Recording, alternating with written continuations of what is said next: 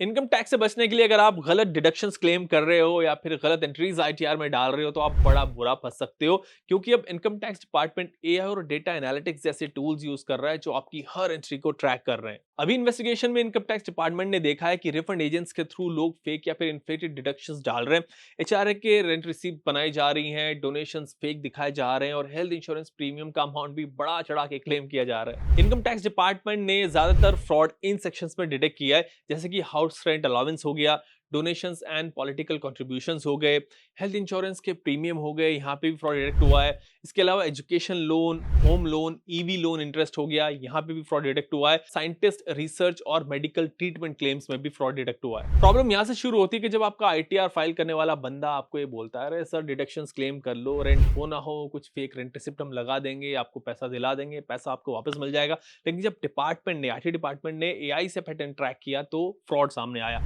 Result ये हुआ कि 40,000 लोगों ने आईटीआर यू फाइल करके अपने गलत क्लेम्स विड्रॉ किए और 1045 करोड़ का फ्रॉडलेंट रिफंड रिवर्स हो गया। और अगर आप भी फेक डिडक्शंस क्लेम कर रहे हो या फिर करने की सोच रहे हो तो समझ लो कि कॉन्सिक्वेंसेस बड़े सीरियस हो सकते हैं। सेक्शन 270 ए में आप पर 200% की पेनल्टी लग सकती है टैक्स मिस रिपोर्टिंग पे, मतलब दोगुना टैक्स आपको यहाँ पे देना पड़ेगा। सेक्शन 234 बी और सी में 24% interest per annum on tax shortfall आपको देना पड़ सकता है।